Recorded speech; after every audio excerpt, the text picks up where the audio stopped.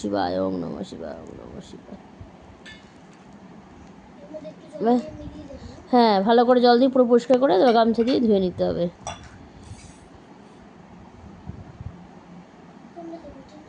বড় খুঁটি জল দে, ওর মধ্যে একটু জল দে, বাটিটা জল দিয়ে এমনি ধুয়ে ওর মধ্যেই ফেলে দে, বড় গামলাতেই ফেলে দে, গামলার মধ্যে ফেলে দে।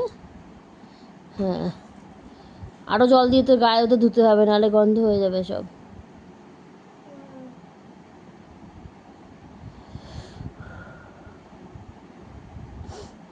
দে দে, হ্যাঁ দে।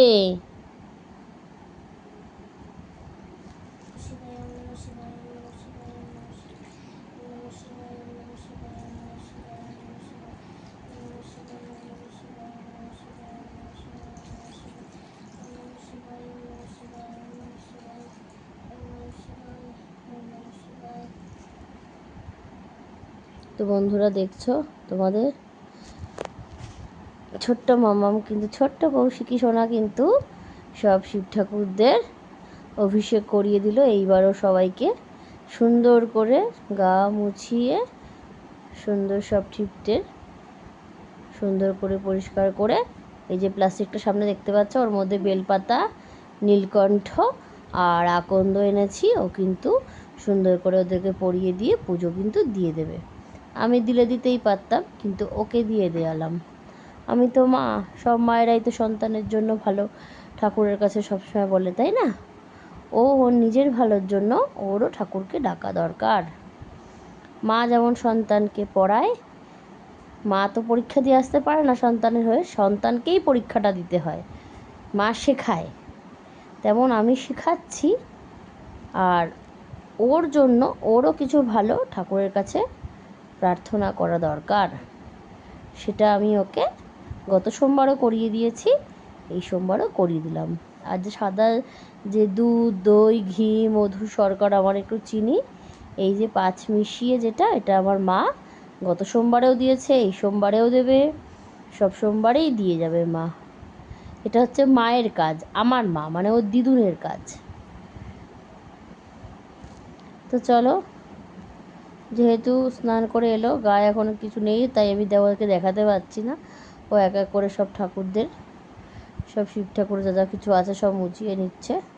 তো চলো, আজকের ভিডিওটি এইটুকু। ভালো লাগলে অবশ্যই তোমরা লাইক করো, চ্যানেলটা সাবস্ক্রাইব করে পাশে থেকো। আসবো আরও অনেক নতুনত্ব কোনো ভিডিও নিয়ে। তো চলো, টাটা। সবাই কৌশিকী সারাদিন ব্লগ চ্যানেলটি কিন্তু অবশ্যই সাবস্ক্রাইব করতে ভুলো না। সাবস্ক্রাইব কিন্তু অবশ্যই করতে হবে, শুধুমাত্র কৌশিকীর মুখের দিকে তাকিয়ে। ও যদি ইউটিউব থেকে কোনো দিন পেমেন্ট কিছু পায়, তাহলে ও সেটা ওর ভগবানদের কাজে লাগাবে। জানি না সেই দিনটা কবে আসবে। তো যাই হোক, চলো একটু মা ভবতারিণীর সাথে তোমাদেরকে দেখা করিয়ে দিই। এই যে মা ভবতারিণী, মা জবা দিয়ে গেছে, গোপুসোনারা উঠে বসে পড়েছে সুন্দর করে, দেখেছো? মামাম যে শয়ন দেয় না, কাঠের পিঠের ওপরে একটা মোটা কাপড়, তারপরে একটা কাঁথা, তারপরে সব কিছু দিয়ে সুন্দর গদি দেওয়া ছিল, সব কটাও ভিজিয়ে ফেলেছে। এবার ও বলছে জল ফেলেনি, যাই হোক গ্লাস ফুটো আছে কিনা আমাকে চেক করতে হবে। ফেলোনি তো জল? হাতে করে ধাক্কা লাগেনি, তাহলে গ্লাসটা জল চুইয়েছে।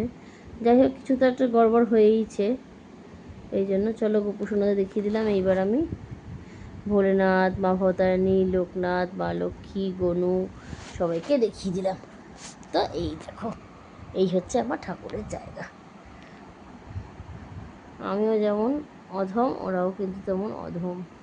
তাও আমি বাবার দেওয়া বক্স কাটে শুতে পাচ্ছি। ওদের কবে কি করে দিতে পারবো জানি না, সিংহাসন না হলে দেখতে কেমন লাগে দেখো। ঠিক আছে, চলো এইভাবেই ওরা থাকুক। ওরা যেদিন ওদের সেটা মনে করবে দরকার, সেদিন ওরা ঠিক যেভাবে সেটা আদায় করে নেবে, আমার এইটুকু বিশ্বাস আছে।